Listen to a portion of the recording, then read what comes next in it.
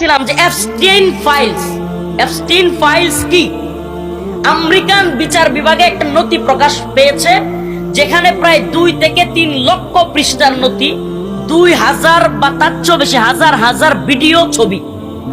সেগুলোতে দেখা গেছে যে পুরো পৃথিবীর, ওয়ার্ল্ডের নামি দামি যত সেলিব্রিটি, বড় বড় বিলিয়নার, মিলিয়নার, কিংবা বড় বড় ধনকুবের, বিশাল ক্ষমতাশীল প্রভাবশালী ব্যক্তিরা, এই ফাইলসে তাদের নাম পাওয়া গেছে এবং তারা জড়িত।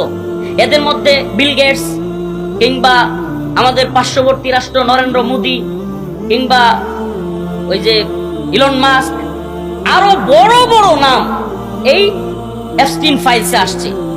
এখন আসেন, এপস্টিন ফাইলস কি? এপস্টিন একটা লোকের নাম, যে লোক, যতটুকু এই ফাইলস থেকে জানা যাচ্ছে, তথ্য উদ্ঘাটন করে যে এই এপস্টিন একটা লোক, সে মূলত অনেক বড় একজন ধনী ছিল, ধনকুবের।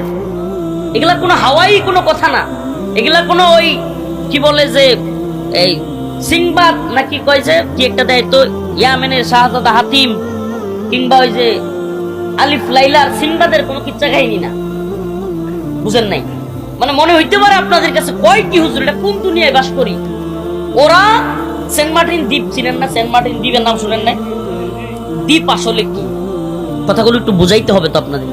দ্বীপ হলো স্থল থেকে আলাদা জল আকার, সব দিকে জল, মাঝখানে একটা জায়গা বসবাসের, ওইটাকে বলা হয় দ্বীপ।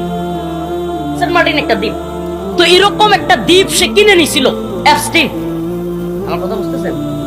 এই এপস্টিন সে একটা দ্বীপ কিনে নিয়েছিল, এবং সে ছিল উঠতি বয়সের অনেক বড় বিলিয়নার, মানে অনেক ডলারের মালিক, অনেক টাকার মালিক।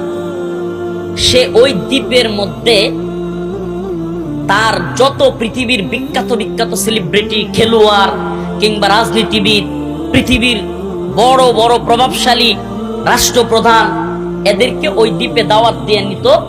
এবং ওখানে নাউজুবিল্লাহ, এটা বলতেও আমাদের গায়ে লুম দাঁড়ায় যায়। ওখানে নিয়ে গিয়া ছোট ছোট বাচ্চাদেরকে, এই তথাকথিত মিলিয়নাররা, প্রভাবশালীরা, এই মন্ত্রীরা, রাষ্ট্রপ্রধানরা ছোট ছোট বাচ্চাদেরকে র্যাপ সরাসরি। যারা বিশ্বে মানবতার কথা বলে, যারা বিশ্ব মানবাধিকারের সবক দেয়, যারা বিশ্বে নারীর ক্ষমতায়নের কথা বলে, এরা ছোট ছোট কুমারী মেয়েদেরকে সংঘবদ্ধভাবে দর্শন করে। আবারও বলছে, এটা আলিফ লাইলার কোন সিংবাদের কথা না, এইটা মার্কিন গোয়েন্দা সংস্থা, মার্কিন বিচার বিভাগ ফাঁস করেছে। তার আগে, এই আলোচনা আরেকটু ভিতরে যাওয়ার আগে, এটার পক্ষে কিছু দলিল আপনাদেরকে দেই। 2009 সালে পুরো পৃথিবীতে একটা ভিডিও খুব ভাইরাল হয়েছিল, পুরো পৃথিবীতে 2009 সালে। আসলে আমাদের মধ্যে সচেতনতার বড় অভাব, কথাটা বুঝছেন? আমাদের মধ্যে সচেতনতার এতটাই অভাব, এবং আমরা এতটাই ভুলো জাতি যে আমরা সবকিছু ভুলে যাই। বাস্তবতা না? বিশ্বাস করেন, আগামী 2 থেকে 3 বছর, বা যে গভর্নমেন্ট ক্ষমতায় আসুক, তাদের মেয়াদ 5 বছর না, 5 বছর যাইতেও পারবে না। 2024 সালের জুলাইয়ের 18, 19, 20 তারিখ, বিশেষ করে 16, 17, 18 তারিখ, যে হাসিনা একেবারে নেটওয়ার্ক বিচ্ছিন্ন করে দিয়া, হেলিকপ্টার দিয়া বাড়ি বাড়ি খুঁজা গুলি করছে, দেখবেন যে তারিখ তো দূরের কথা, সাল তো দূরের কথা, সব ভুলে যাবে। এটাকে আপনার বিশ্বাস হয়? এখনই তো অনেকের জিগাইলে তারিখ বলতে পারতেন না, আমি তো বলছি যে 2024 সালের জুলাইয়ের 16 তারিখ, 17, 18, 3 দিন কি ছিল? নেটওয়ার্ক বিচ্ছিন্ন। একটা রাষ্ট্রে নেটওয়ার্ক বিচ্ছিন্ন হয়ে গুলি করছে, করে নাই? এবং হেলিকপ্টার থেকে গুলি করছে, এবং গুলির অর্ডার সরাসরি রাষ্ট্রের প্রধানমন্ত্রী থেকে আসছে, স্বরাষ্ট্রমন্ত্রী থেকে আসছে। এগুলার ভিডিও আছে, যে স্বরাষ্ট্রমন্ত্রীকে একজন পুলিশ বুঝাই দিচ্ছে যে আমরা গুলি করি একটা, মরে একটা, পরে একটা, সরে একটা। এরপরেও এই বাটপারের দল কি কয়? মেডিকুলাস ডিজাইন, মানে একটা ইংরেজি এই বাটপারের দল আবিষ্কার করছে, কইরা যে এটা একটা চক্রান্ত, আমরা কিছুই করি নাই। কথা বলেন? অতএব আমরা ভোলা জাতি, ভোলা যাবে না। 2009 সালে গাব্রিয়েলা রিকো নামের এক মহিলা, সে ছিল একজন মডেল তো বুঝেনি, আপনাদেরকে আর বোঝানোর দরকার নাই, মানে তারকা কিংবা ওই যে নাচ গান বা এই অশ্লীলতা নৃত্য এগুলার মডেল। তো এই মডেল সে হঠাৎ করে মিডিয়ার সামনে কিংবা চিৎকার করে রাস্তায় এসে মেক্সিকোর একটা হোটেল এর সামনে, মেক্সিকোর একটা হোটেলের সামনে আইসা চিৎকার করে বলতে লাগলো, এই আমি মানুষকে খেতে দেখেছি, ওই হোটেলের ভিতরে মানুষকে খাচ্ছে, ছোট ছোট বাচ্চাদেরকে খাওয়া হচ্ছে। চিৎকার করে করে সে বলা শুরু করলো।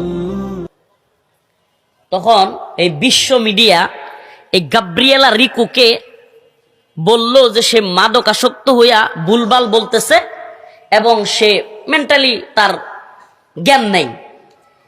তখন থেকে এই গাব্রিয়েলা রিকো নামের মডেলকে আর খুঁজে পাওয়া যাচ্ছে না, নেই, তার কোনো হুদিস নাই।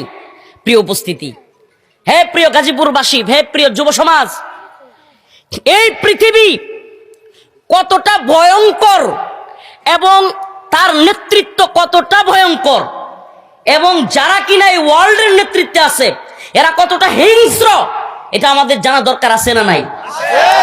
বলবেন হুজুর আমরা বাংলাদেশের গাজীপুরে বাস করি, রনি ভাইয়ের এলাকায়, আমাদের কি আমেরিকার বা পৃথিবীর খবর লয়ে দরকার আছে? যে জাতি পৃথিবী নিয়া আন্তর্জাতিক রাজনীতি নিয়া যতটাই উদাসীন, সে জাতি ততটা ব্যর্থ এবং সে জাতি ততটা গোলাম।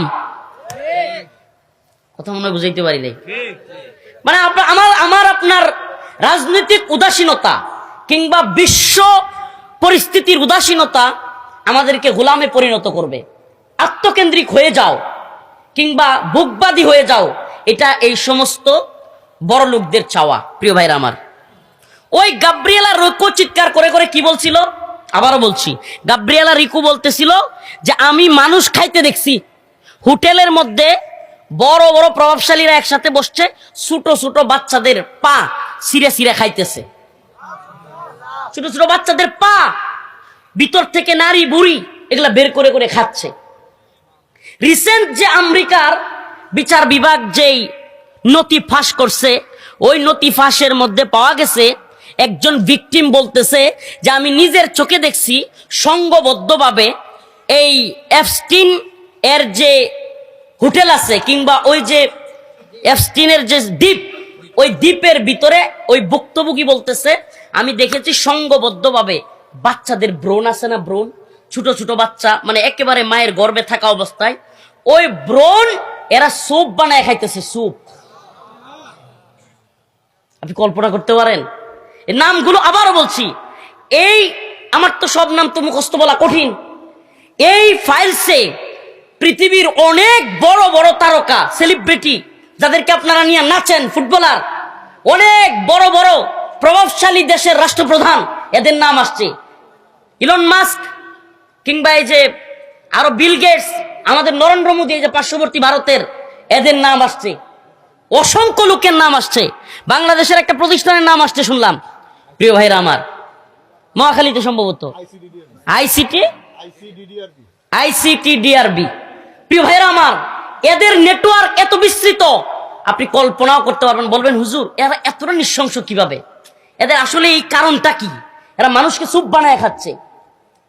যদি ধৈর্য থাকে একটু আমি বুঝাবো আপনাদেরকে, চেষ্টা করব যে এদের এই নৃশংসতার পেছনে ওই যে পৃথিবীতে দাজ্জাল নামক এক ভয়ঙ্কর লোকের আবির্ভাব হবে এবং দাজ্জালের ফিল্ড ওয়ার্ক বোঝেন না? নির্বাচনী ফিল্ড ওয়ার্ক তৈরি করে না, বুটের আগে কি করে? বুট যে দিবে ফিল্ড ওয়ার্ক তৈরি করে, কেউ হুমকি দিয়া, কেউ বুঝাইয়া, কেউ জান্নাতের টিকিট দিয়া, যে যেমনে পারে আর কি। নির্বাচনী একটা ফিল্ড ওয়ার্ক তৈরি করে না? সেইম ভাবে দাজ্জাল আসার আগেও একটা ফিল্ড ওয়ার্ক তৈরি হবে পৃথিবীতে এবং দাজ্জালের একটা বাহিনী হবে। আপনি মনে করেন না যে দাজ্জাল হঠাৎ করে একদিন আসবে, আইসাই পুরো পৃথিবীর নিয়ন্ত্রণ নিয়ে নেবে। এটা অসম্ভব যে দাজ্জাল আসলো আর পৃথিবীর নিয়ন্ত্রণ নিয়ে নিল। প্রিয় ভাইরা আমার, এই জন্য দরকার পৃথিবীর যত ক্ষমতাসীন থাকবে দাজ্জাল আসার আগে সকল ক্ষমতাসীনদেরকে দাজ্জালের হাতে নেওয়া দরকার আছে না? আমার কথা মনে হয় বুঝেন নাই। আরে ভাই, দাজ্জাল যদি পৃথিবী নিয়ন্ত্রণ করতে চায়, তারেক রহমান সাহেব যদি বাংলাদেশ নিয়ন্ত্রণ করতে চায়, তাইলে বাংলাদেশের যারা বিজনেসম্যান আছে, ব্যবসায়ী আছে, কিংবা আরো যারা বিশেষ বিশেষ ব্যক্তিত্ব আছে, তাদেরকে উনার দলে টানতে হবে না? যদি উনার দলে তাদেরকে রাখতে না পারে, সাংবাদিক যদি উল্টি মারে, সেনাবাহিনী উল্টি মারে, কিংবা বিজনেসম্যানরা উল্টি মারে, দেশের আলেম সমাজ যদি পল্টি মারে, তাইলে নিয়ন্ত্রণ করা কঠিন, অসম্ভব। কথা বুঝতেছেন? তেমনি ভাবে দাজ্জাল পৃথিবীতে আগমনের মানে বিষয়টা অনেকটা আমরা তো হাদিসে জানছি, হাদিস পড়ি, অনেকে বাংলা পড়ি, অনেকে কিয়ামতের আলামত গুলো পড়ার আগ্রহ থাকে, আমরা জানার চেষ্টা করি কি করি না ভাই? করি না? কিন্তু আমাদের জানার মধ্যে আমরা কি জানি? যে দাজ্জাল আসবে, প্রথম দিন হবে একটা বছরের সমান। দাজ্জাল আইসা এক হাতে জান্নাত থাকবে, এক হাতে জাহান্নাম থাকবে। দাজ্জালের কাছে গোশতের পাহাড় থাকবে, খাবারের পাহাড় থাকবে। দাজ্জাল নিজেকে প্রভু দাবি করবে। দাজ্জালের কপালে কাফের লেখা থাকবে, মুমিনরা সেটা দেখতে পারবে। দুর্ভিক্ষ হবে, এগুলোই তো জানি, ঠিক না প্রিয় ভাইয়েরা আমার? কিন্তু আমি যদি আপনাকে জিজ্ঞেস করি, আজকে 2026 সাল ফেব্রুয়ারি মাসের 1 তারিখ, তাই তো? 2026 সালের ফেব্রুয়ারির 1 তারিখ। এখন আগামীকালকেই যদি কানা দাজ্জাল ফেব্রুয়ারির 2 তারিখ পৃথিবীতে আসে, তার সাথে সাথে পৃথিবী কি তার দখলে যাওয়া সম্ভব? কঠিন হবে কি হবে না? এই কারণে দাজ্জাল আসার আগে তার এক বিশাল বাহিনী থাকবে এবং যাদের নিয়ন্ত্রণ তার হাতে থাকবে। ওটা কেমনে? মনে করেন, এই যে এত গুরুত্বপূর্ণ কথা কইতেছে আর এনে একটা কিউ রাইছে, সবাই ওটার দিকে তাকাইতেছে। বাইরে আমার অসুস্থতা নিয়ে আমি কথা বলছি, এই জন্য কষ্ট লাগে মাঝে মাঝে। আমার বলছি তো, আমার যদি পেটে সমস্যা, পীড়া, চলে যাব। প্রিয় ভাইরা আমার, এটা অফ করেন। আমার হইলো আজকে আপনাদের কথাগুলো বুঝবার দরকার আছে এই জাতির। আমারও যদি আগামীকালকে ওই যে এই